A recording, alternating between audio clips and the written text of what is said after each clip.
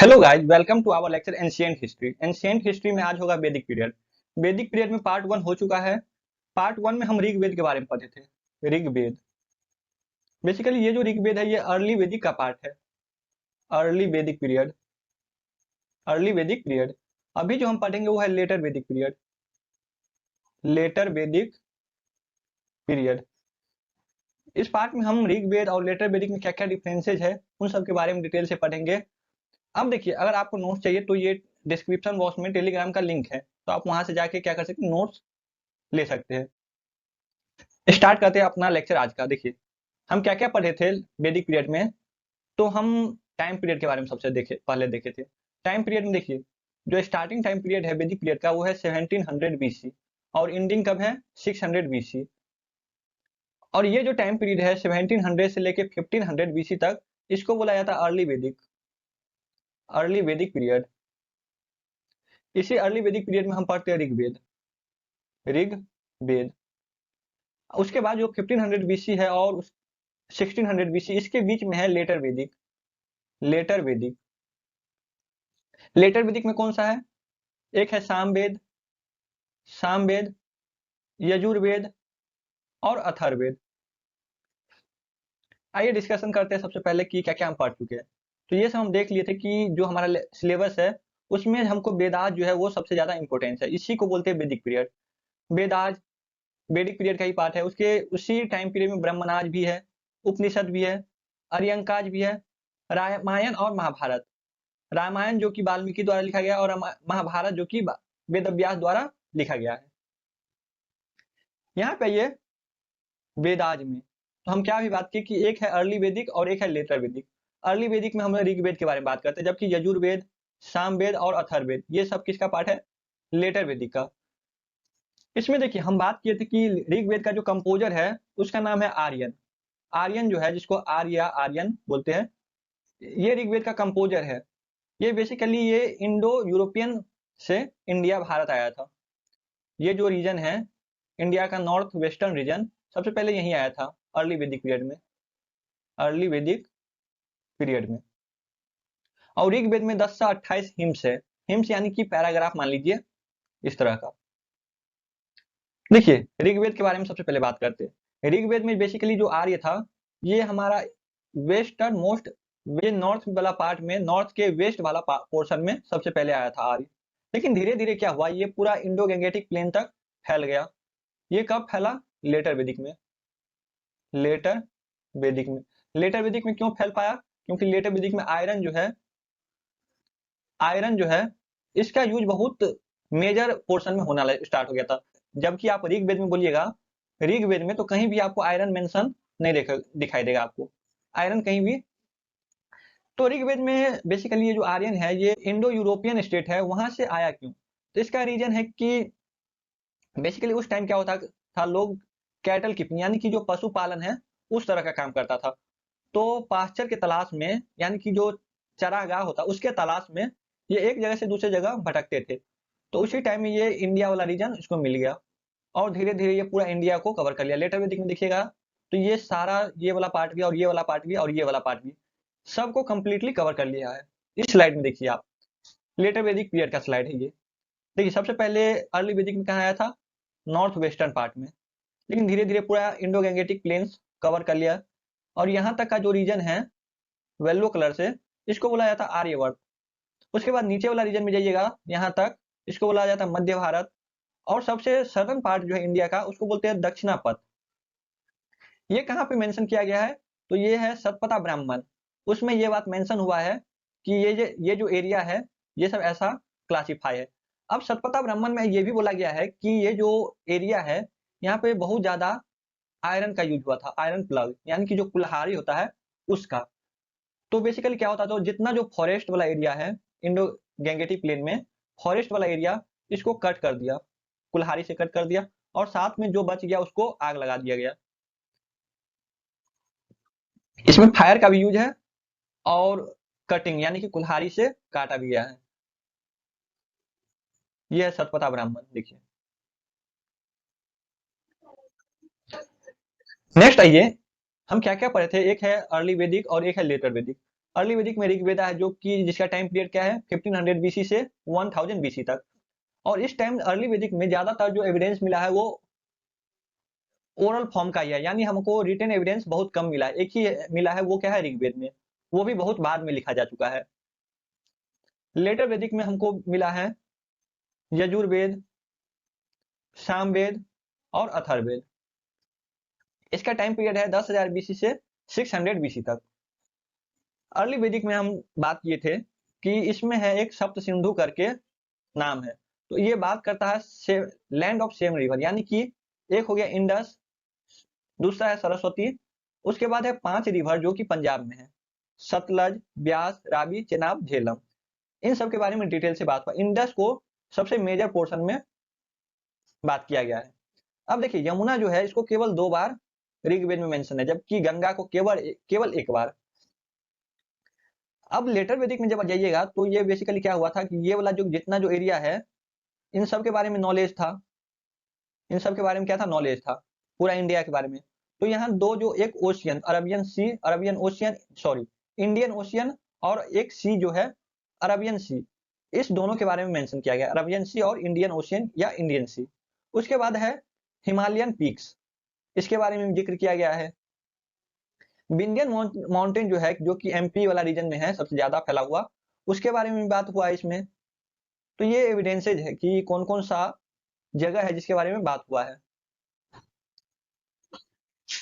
ऋग्वेद में हम बेसिकली इसको 5 भाग में डिवाइड किए थे, एक पॉलिटिकल ऑर्गेनाइजेशन, एक सोशल लाइफ के बारे में, एक इकोनॉमिक कंडीशन और एक रिलीजन। लेटर वैदिक में भी हम इसी के बारे में बात करेंगे। पहले ऋग्वेद में हम क्या क्या बात किए थे, देखिए ऋग्वेद में जो सबसे बेसिक यूनिट था उसको कुल या फैमिली बोलते थे, और सबसे लार्जेस्ट कौन था, जन। लेकिन जब आप लेटर वैदिक में जाइएगा तो सबसे लार्जेस्ट हो जाएगा जनपद, लार्जेस्ट किंगडम, जनपद। यहाँ पे आइए देखिए, बहुत सारा जन मिलके क्या बन गया लेटर वैदिक पीरियड में, जनपद। जनपद को राष्ट्र भी कहा जाता है। अब इसके पास जो अथॉरिटी है वो ज्यादा हो गया। ज्यादा क्यों हो गया वो हम नेक्स्ट देख लेते हैं। आइए देखिए, इसके बारे में हम बात कर लिए कि ऋग्वेद में यानी कि अर्ली वैदिक जो है, इसमें क्या क्या बात हुआ था। जन के बारे में, जिसको ट्राइबल किंगडम भी बोला जाता है, इसका जो हेड है इसको राजन या गोपति। ऋग्वेद में लैंड किसी का प्राइवेट नहीं हुआ करता था। जब आप लेटर वैदिक में जाइएगा, लेटर वैदिक में तो लैंड प्राइवेट होना स्टार्ट हो गया है, लैंड जो है वो प्राइवेट है। अब देखिए ऋग्वेद में 30 क्लैन के बारे में मेंशन किया गया है, जिसमें 6 जो है वो मेजर क्लैन है। उसमें तुर्वासा, अनु, यदुज, पुरुष, मत्स्य, भारताज। जब आप लेटर वैदिक में जाइएगा तो ये पुरुष और भारताज मिलके बन जाएगा कुरु। अभी हम इसको समझ लेंगे अच्छे से। तो पुरुष और भारताज मिलके क्या बन गया, कुरु। ये है अर्ली वैदिक यानी कि ऋग्वेद वाला। एक था इसका जो ऑर्गेनाइजेशन, पॉलिटिकल ऑर्गेनाइजेशन है, एक इसमें था पुरोहित, एक हो गया पुरोहित जिसको प्रीस्ट यानी कि ब्राह्मण हो गया ये। सेकेंड हो गया सेनानी यानी कि कमांडर ऑफ द आर्मी। लेकिन ऋग्वेद में क्या था कि जो कोई भी जो आर्मी है वो स्टैंडिंग आर्मी यानी कि मंथली वेतन पे नहीं हुआ करता था। जब आप लेटर वैदिक में जाइएगा तो यहाँ पे स्टैंडिंग आर्मी आपको देखने को मिलेगा, स्टैंडिंग आर्मी ऐसा आपको देखने को मिलेगा लेटर वैदिक में। और ये जो सभा और समिति है इसको बंद कर दिया गया, इसको डिलीट कर दिया गया लेटर वैदिक में। अब आइए लेटर वैदिक में, देखिए अभी हम क्या पढ़े, पुरोहित जो कि प्रीस्ट है, ब्राह्मण है। सेकेंड हम पढ़े सेनानी, कमांडर ऑफ द आर्मी यानी कि स्टैंडिंग आर्मी, मंथली वेतन वाला, जो कि हमेशा ऑल टाइम तैयार रहने वाला। उसके बाद देखिए सभा और समिति को समाप्त किया गया, सभा और समिति को क्या किया, समाप्त किया गया। उसकी जगह पे आया टैक्स कलेक्टर, रॉयल मैसेंजर और ट्रेजर ऑफिसर। इन सब का अथॉरिटी बढ़ा, जिससे सभा और समिति क्या करता था, जो राजा था उसका जो पावर है उसको सेपरेट यानी कि डिवाइड करता था लोकल लेवल पे। लेकिन उसको हटा दिया तो इसका जो पावर है वो इंक्रीज हो गया। और हालांकि स्टैंडिंग आर्मी भी उस टाइम रहने लगा था, और मंथली वेतन जो कि सरकार, राजा क्या करता था उसको मंथली वेतन भी दिया करता था। तो उस टाइम जो लेटर वैदिक है उस टाइम इसका जो अथॉरिटी है, पावर है, वो बहुत ज्यादा इंक्रीज हो रहा था। नेक्स्ट आइए जनपद में। जनपद जन में हम क्या बात किए थे कि अर्ली वैदिक में यानी कि ऋग्वेद में हम क्या बात किए थे कि 30 क्लैंस के बारे में मेंशन है, जबकि 6 जो है वो मेजर ट्राइब या क्लैंस है, जिसमें हम पढ़े थे तुर्वासा, अनु, यदुज, पुरुष, मत्स्य और भारत। अभी हम क्या बोले कि ये जो भारत है, भारत और पुरुष ये मिलके क्या बना कुरु, लेटर वैदिक पीरियड में। तो यहीं से स्टार्ट होगा ये लेटर वैदिक में, ये लेटर वैदिक में। इसमें 5 मेजर किंगडम देखने को मिलेगा जनपद में। पहला है कुरु। देखिए कुरु किस किस से मिलकर बना है, पुरुष और भारत आज से। सेकेंड है पंचाल, थर्ड काशी, फोर्थ कौशल और फिफ्थ है विदेह, जो कि जिसका कैपिटल कहाँ पे है, मिथिला में। मिथिला में विदेह का कैपिटल कहाँ पे है, मिथिला में। विदेह, कौशल, काशी, पांचाल और कुरु। आइए अब कुरु के बारे में डिटेल से बात करते हैं। कुरु के बारे में हम क्या बोले कि पुरुष और कुरु ये किसका पार्ट है, अर्ली वैदिक का। यही दो जब मिल गया तो बन गया कुरु, ये जो कि एक प्लेस है कुरुक्षेत्र।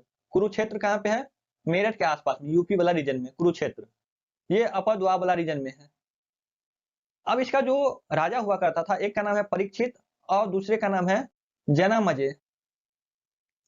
अब देखिए कुछ टाइम बाद क्या हुआ, पहले इस पंचाल को पढ़ लेते उसके बाद डिटेल में बात करेंगे। पंचाल में, ये पंचाल का जो राजा है, किंगडम है हना जयवली। ये जो राजा है ये लर्निंग पे ज्यादा फोकस करता था, पैट्रॉन ऑफ लर्निंग, यानी कि जो लर्निंग है उस पर ज्यादा ध्यान देता था। अब देखिए पांचाल और कुरु ये दोनों मिलके बन गया हस्तिनापुर, लेटर वैदिक पीरियड में ही। हस्तिनापुर जिसका कैपिटल कहाँ पे है, मेरठ में। सॉरी, जिसका कैपिटल कहाँ पे था, मेरठ में। और ये जो हस्तिनापुर है ये कौन कौन सा जगह ऑक्युपाइड किया, तो दिल्ली वाला जो पूरा रीजन है वो, साथ में जो यमुना है, यमुना और गंगा, ये अपर और मिडिल यमुना गंगा वाला रीजन ये हस्तिनापुर अपने मिला लिया। नेक्स्ट काशी, कौशल और विदेह, इस सब के बारे में बात करते हैं। ये तो आपको समझ में आ गया कि कुरु किस किस से मिलकर बना है, पुरुष और भारताज से। इसका राजा कौन है, परीक्षित जनमेजय। ये कौन सा क्षेत्र है, कुरुक्षेत्र वाला रीजन, अपर द्वार वाला रीजन। कुछ टाइम बाद पांचाल और कुरु मिलकर क्या बन गया, हस्तिनापुर। हस्तिनापुर जिसका कैपिटल मेरठ। और ये कौन कौन सा एरिया ऑक्युपाई किया, दिल्ली, यमुना, गंगा, अपर और मिडिल यमुना और गंगा वाला रीजन। नेक्स्ट बात करते हैं काशी का। काशी का जो राजा था उसका नाम है अजातशत्रु, सबसे इंपॉर्टेंट राजा अजातशत्रु। उसके बाद विदेह जिसका राजा कौन है, जनक, कैपिटल मिथिला। कौशल का कुछ इंपॉर्टेंट याद रखने की जरूरत नहीं है, केवल याद रखें कि ये लेटर वैदिक पीरियड का पार्ट है। देखिए लेटर वैदिक पीरियड में क्या हुआ था कि आयरन का फॉर्मेशन हो चुका था। तो राजा क्या करता था कि अपना जो ताकत है वो स्ट्रेंथ जो है वो बढ़ाना चाह रहा था। तो ये जो स्ट्रेंथ बढ़ाने के लिए वो कुछ रिचुअल प्रैक्टिस यानी कि यज्ञ जो होता है और सेक्रीफाइस यानी कि जो बलि प्रथा है उस सब का यूज किया करता था। तो एक है राजस्व यज्ञ, दूसरा अश्वमेघ यज्ञ और तीसरा वाजपेय। राजस्व यज्ञ यानी कि कॉन्जरेशन सेरेमनी, ये जो है अभिषेक जो होता है राजा का उस तरह का यज्ञ है। दूसरा अश्वमेघ यज्ञ यानी कि हॉर्स सेक्रीफाइस। इसमें क्या होता है, जो घोड़ा है उसको छोड़ दिया जाता है राजा द्वारा, और वो जितना एरिया में घूम जाएगा वो बोलता है कि ये राजा बोलता है कि ये इतना एरिया हमारा हो गया, और ये जब घोड़ा वापस आ जाता है तो इसको मार दिया जाता है, इसीलिए बोला जाता है इसका नाम है हॉर्स सेक्रीफाइस। विजय वाजपेयी में क्या है, चैरियट रेसिंग। इसमें रथ दौड़ होता है, जो जीत गया वो ज्यादा से ज्यादा ताकतवर है। अब देखिए ऋग्वेद और लेटर वेद में कुछ कुछ सोशल लाइफ के बारे में बात करते हैं। ऋग्वेद में हम क्या बोले थे कि ये पैट्रियार्कल है, यानी कि जो सोसाइटी जो है वो कंट्रोल होता था मैन के द्वारा, पुरुष के द्वारा। इसमें भी जो हेड मेंबर है वो एल्डर्स या जिसको गृहपति बोलते हैं ऐसा ही है। एक है मोनोगामी और एक है पोलीगामी, इसको समझिए। मोनोगामी में केवल एक ही मैरिज हो सकता है, पोलीगामी में एक से अधिक मैरिज शादी हो सकता है। तो मोनोगामी जो है ये जनरल प्रैक्टिस है, जो कॉमन लोग हैं उन सब के लिए मोनोगामी है। जबकि जो पोलीगामी है, एक से अधिक शादी, वो रॉयल या किंगडम जो है राजा उसके यहाँ हो सकता है। ऋग्वेद में क्या था, सती प्रथा नहीं था, लेकिन जब आप लेटर वेदिक में जाइए तो सती प्रथा स्टार्ट हो चुका है। चाइल्ड मैरिज ऋग्वेद में क्या था, नहीं था, लेकिन चाइल्ड मैरिज लेटर वेदिक में स्टार्ट हो चुका है। कुछ कुछ जो इंपॉर्टेंट है जो केवल लेटर वेदिक पीरियड में है, जो वुमेन का पावर है वो डिक्लाइन हो गया, जो प्रिविलेज है यानी कि जो अधिकार है वो लिमिटेड होना स्टार्ट हो चुका है लेटर वैदिक पीरियड में। अत्रिय ब्राह्मण में ऐसा बोला गया है कि जो डॉटर है उसको सोर्स ऑफ मिस्ट्री बोला गया है। मिस्ट्री यानी कि दासी। जो डॉटर है, लड़की है, उसको दासी का अधिकार दिया गया, इतना लेवल उसका गिरा दिया है। जबकि जो रॉयल हाउस होल्ड है, यानी कि राजा के घर के जो स्त्री है, उन सबको कुछ कुछ सर्टेन प्रिविलेज, कुछ कुछ अच्छा जो इंजॉयबल अधिकार है वो मिला है। ये है ऋग्वेद में। ऋग्वेद में हम क्या पढ़े थे कि कुछ कुछ मामला में मैन और वुमेन को इक्वल भागीदारी था, जैसे कि participation in all major ceremonies, इसमें पार्टिसिपेशन कर सकती थी। Attend in popular assemblies, in spiritual and intellectual development, इन सब में महिला क्या थी, पुरुष के बराबर भागीदारी थी। लेकिन जब लेटर वेदिक का टाइम स्टार्ट हुआ तो महिला ना तो मेजर सेरेमनी में पार्टिसिपेट हो सकती थी और ना ही पॉपुलर असेंबली में अटेंड हो सकती थी। लेकिन जो स्पिरिचुअल और इंटेलेक्चुअल डेवलपमेंट है उसमें भागीदारी हो सकती थी। इसका एविडेंस मिलता है, इसका भी एविडेंस मिलता है कि एक गार्गी वचकानवी, ये फीमेल है, ये क्या की थी, ये जो वैदिक है, वैदिक लिटरेचर है, उसमें डिस्कशन में भागीदार हुई थी। किसके साथ हुई थी, तो एक संत है जिसका नाम क्या है, नाम है वज्रवाल्क्य, जो कि मेल है, इसके साथ डिस्कशन में भाग ली थी। तो इससे बात पता चलता है कि स्पिरिचुअल और इंटेलेक्चुअल डेवलपमेंट में महिला को कुछ कुछ भागीदारी मिला था। अब देखिए आयरन का इस टाइम क्या हुआ था, बहुत ज्यादा यूज होना स्टार्ट हो गया था। तो राइस का कल्टीवेशन भी लेटर वैदिक में अच्छा खासा होना स्टार्ट हो गया था। Wheat, barley, fruits and vegetable, ये सब तो था ही। काउ, ये सब है ही। काउ मीट को पूरी तरह से प्रिविलेज नहीं किया गया था लेटर वैदिक में। अब आर्ट एंड कल्चर में डाइसिंग हो गया, म्यूजिक एंड डांस हो गया, हॉर्स राइसिंग, चैरियट रेसिंग, ये सब सेम था, जो कि ऋग्वेद में है और लेटर वैदिक में भी। देखिए टेम्पल जो है वो लेटर, सॉरी, टेम्पल जो है अर्ली वैदिक में नहीं था, जबकि लेटर वैदिक में टेम्पल बनना स्टार्ट हो गया था। आइडियल वर्शिप यानी कि मूर्ति पूजा जो है अर्ली वैदिक में नहीं था, लेकिन लेटर वैदिक में स्टार्ट हो गया था।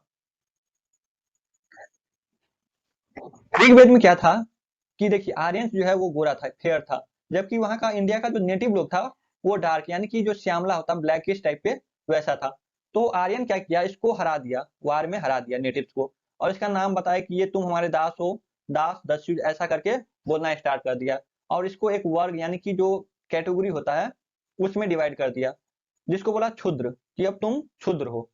और आर्यंस को क्लासिफाइड क्या किया गया, ये है अर्ली वैदिक का, ऋग्वेद के टाइम आर्यंस को चार भाग में डिवाइड किया गया। एक राजन जो कि राजा, एक सेनानी, इस दोनों को बोला कि तुम क्षत्रिय हो। ब्राह्मण जो कि पुरोहित था, जिसको ब्राह्मण का नाम देना स्टार्ट हो गया। कॉमन पीपल को बोला कि तुम वैश्या हो।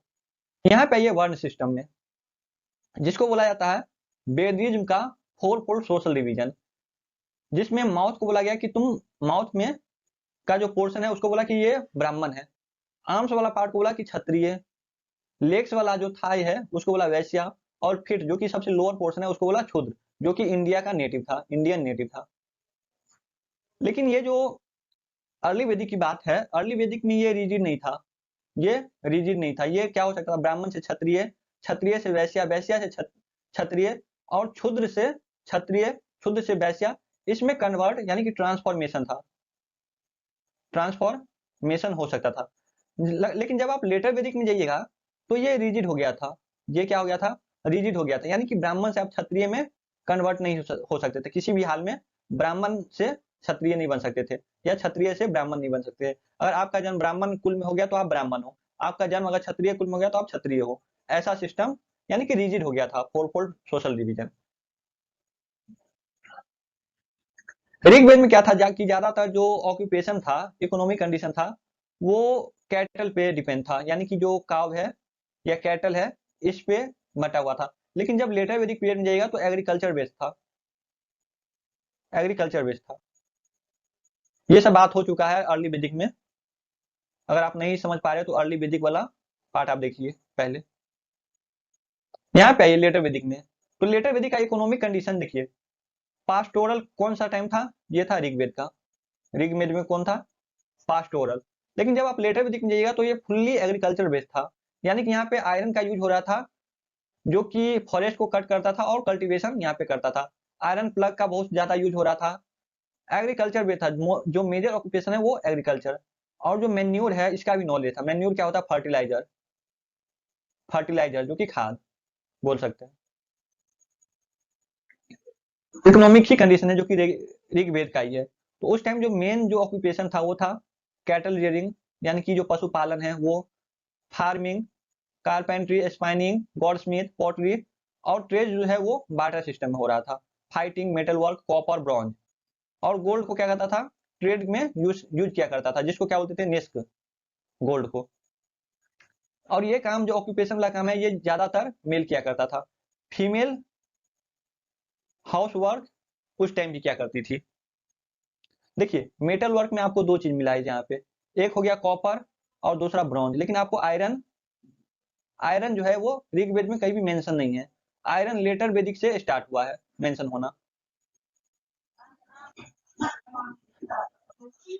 लेटर वेदिक का इकोनॉमिक कंडीशन देखिए, यहाँ पे metal work, leather work, carpentry, pottery, इस तरह का जो चीज है वो बनना स्टार्ट हो चुका था। ट्रेड जो है, ट्रेड वो बेबीलोन कंट्री यानी कि जो फॉरेन कंट्री है उसके साथ भी स्टार्ट हो चुका था। और वेश्या जो है वो ज्यादातर ट्रेड में पार्टिसिपेट थी, जैसे कि गिल्ड्स बनाना, जिसको गनाज बोलते हैं, ये सब काम किसका था, वेश्या का। गोल्ड और सिल्वर ऐसा कॉइन भी देखने को मिला है। और कृष्ण नल्ला का भी यूज हुआ है, जो कि नेक्स्ट हम रिलीजन्स के बारे में बात करेंगे। ऋग्वेद में जो रिलीजन्स है वो ज्यादातर क्या था, नेचर बेस्ड था। नेचर बेस्ड, जिसमें जो थंडर है वो इंद्र को रिप्रेजेंट करता है, रेन जो है वो वरुण देवता को, विंड जो है वो वायु को, फायर जो है वो अग्नि को, और अर्थ जो है वो पृथ्वी को।